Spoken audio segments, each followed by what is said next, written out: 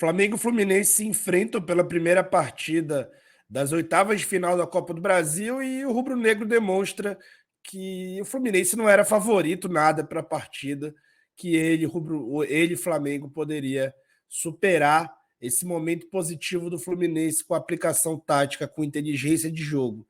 E acabou fazendo, na minha opinião, um jogo bastante bom, mas não foi suficiente para ganhar. A velha contundência não deu as caras, mas faltou também mais coisa que a gente vai abordar aqui nesse vídeo, falando sobre tática, sem tatiquês.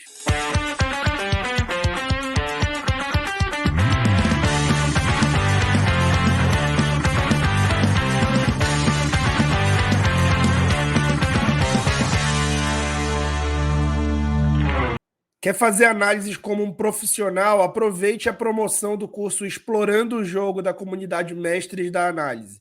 Um curso introdutório de análise de desempenho que vai te ensinar a fazer análises como um profissional e, a partir daí, poder até viver desse hobby maravilhoso que você tem, que é amar o futebol. Então, clica na descrição do vídeo e aproveita esse curso que está saindo de R$ 497 por R$ 97. Flamengo foi a campo com o Santos e não com o Matheus Cunha. Wesley, Fabrício Bruno, Léo Pereira, Ayrton, Pulgar, Thiago Maia, 2 volantes. Everton Ribeiro, Arrascaeta, Gerson e Gabriel. O Flamengo basicamente espelhou o Fluminense que veio no 4-2-3-1, com Fábio, Samuel, Nino, Felipe Melo, Marcelo, André, Lima, Ganso, Arias, Cano e Pirani. Uma das coisas que mais impressionou a torcida do Flamengo foi o ímpeto na marcação alta que o rubro-negro demonstrou. E como é que isso se deu, né? O Flamengo tentou executar e executou muito bem o pressing, né? Que é uma marcação individual alta. E aí, o Thiago Maia, defensivamente, foi muito determinante para isso. Ele que com bola vive uma fase catastrófica, infernal, sem bola, acabou contribuindo bastante nessa marcação alta, fazendo os saltos de pressão para fazer a marcação em cima do Nino. Vale ressaltar que quando o Flamengo precisava escolher entre marcar ali a profundidade ou precisar marcar algum jogador específico, o Flamengo dava espaço ao Nino. E para isso a presença do Gerson determinava isso de uma forma bem inteligente. Eventualmente ele fechava as linhas de passe do Nino e ele geralmente não tirava os olhos ali do Samuel Xavier ou de quem quer que estivesse ali naquele setor. A escalação do Coringa aberta, uma coisa que a gente falou aqui na véspera do jogo, deu muito certo. Assim como a utilização de uma saída mais baixa, com os laterais mais baixos, também deu certo. Aquele ataque às costas do Marcelo, que também funcionou legal.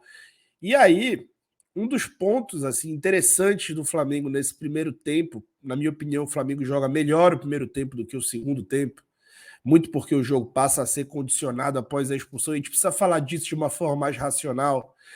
O Flamengo conseguia, com a Arrascaeta mais baixo do que o Gabigol, acabava atraindo o Nino para cima, e o Gabigol fazendo o seu facão, dessa vez até ele fez bons facões no jogo, ele parecia mais rápido, parecia com mais agilidade nesse tipo de jogada, e o Pulgar, com a bola descoberta, conseguiu encontrar o Gabigol, que deslocava Felipe Melo, né? O Felipe Melo várias vezes precisou sair da sua zona de conforto e ser deslocado para disputar lances fora ali da sua área, da sua região que ele mais disputava. Esse lance resultou numa finalização da trave, ótima finalização do Gabigol na trave. Quando a fase for melhor, essa bola vai bater na trave e entrar.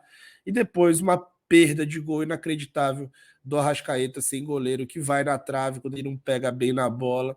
E assim, gente, tem coisas que fogem do componente da tática. A tática acho que representa cerca de 1/3 do futebol. O futebol é muito mais do que tática. E uma das coisas que eu falo que representa um pouco desse lado holístico do jogo é a fase. Né? A fase ruim ela precisa ser respeitada. Os jogadores do Flamengo, na minha opinião, respeitaram essa fase ruim ao tentar simplificar as jogadas na esmagadora maioria das vezes. Mas assim, tem hora que o negócio não está acontecendo e por isso o Flamengo não abriu o placar ainda no primeiro tempo. Esse mapa de ações é do primeiro tempo. E vejam como a bola ela ficou quase metade do tempo dentro da área do Fluminense e entre a área do Fluminense e meio de campo ela ficou 84%. Só 16% do tempo dentro ali do um terço final de campo do Fluminense, que seria esse um terço do Flamengo. O Flamengo como visitante nesse jogo. Né? Então, o Flamengo teve um domínio territorial com bola e sem bola, num primeiro tempo em que as equipes dividiram essa posse de bola praticamente 50-50. No segundo tempo, o lance que condiciona o jogo, uma bola de gênio do Arrascaeta no Gabigol, que de novo faz um ótimo ataque na última linha e sai com bastante velocidade para tomar a porrada do Felipe Melo. Depois disso, o Fluminense coloca o Manuel e se estabelece num 6-3-0. E aí tem uma coisa a destacar do Diniz, que, digamos, não é nada de gênio, não, tá? O Diniz é um ótimo treinador, mas não é por isso que ele é gênio. Mas uma coisa que ele fez foi aproveitar o fato do Flamengo não ter ali um cara como o Pedro, por exemplo, um jogador que a gente chama de um jogador âncora, um jogador que segura dois marcadores e acaba empurrando eles para mais próximo da linha do próprio gol. Existem outras dinâmicas de fazer isso, como as jogadas pelo lado do campo, mas a gente vai falar sobre isso. E aí, quando o Flamengo tinha a bola numa zona mais recuada do campo, ali na frente, nas imediações ali da área, na intermediária e nas imediações da área do Fluminense, o Fluminense dava espaço. Praticamente, o Fluminense não formava bloco com os seus jogadores, formava uma enorme linha protegendo ali a sua baliza e a frente da sua área. Aqui foi um lance que o Gabigol encontra no lado oposto, e o cruzamento do lado oposto é uma das estratégias de você atacar a última linha, né? E aí o Flamengo consegue escorar a bola para dentro e o Arrascaeta perde uma chance, mais uma, inacreditável de cabeça ali na pequena área, né? E se lamenta muito por isso, com razão.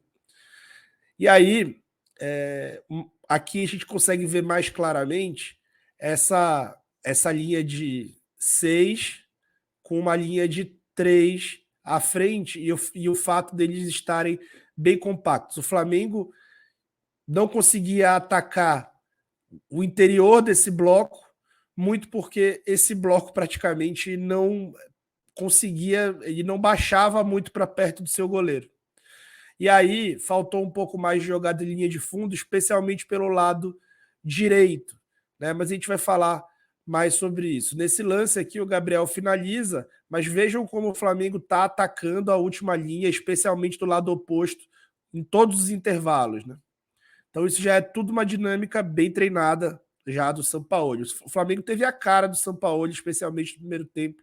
Um desavisado que passasse pelo Maracanã e não soubesse quem treina o rubro-negro conseguiria falar que era um jogo de time de Sampaoli. Aqui um outro lance que o Ayrton Lucas ataca muito bem de novo o lado oposto, gera ali uma finalização para a ótima defesa do Fábio. De novo, a mesma situação à frente da área, bastante livre, o Flamengo atacando a última linha com muita gente, e esses três homens muito mais preocupados em proteger ali a baliza do que bloquear o passador, etc. Por quê? Muito porque faltava um jogador de imposição dentro da área.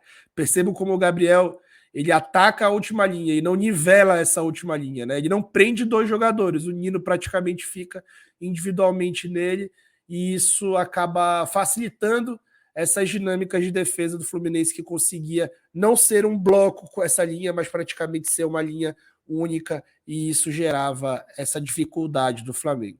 O Flamengo até gerou boas dinâmicas, especialmente pelo lado esquerdo, aonde Ayrton Lucas, Cebolinha e Gerson conseguiam gerar ali boas triangulações, especialmente movimentações sem bola.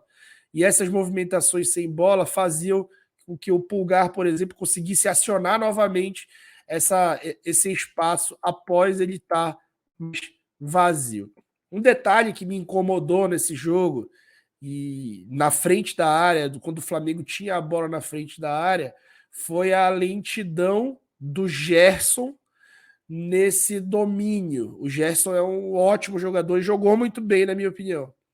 Mas ele tem uma situação talvez de perfil do jogo dele, talvez até de fundamento, esse cara brilhante que ele é, de não orientar melhor o domínio dele. Então aqui ele vai receber uma bola, essa bola tá vindo para ele, percebam como ele vai dominar o pé direito, ele vai dar mais um toque na bola, só aí ele vai conseguir botar a bola para o pé bom e aí ele toma a decisão de chutar.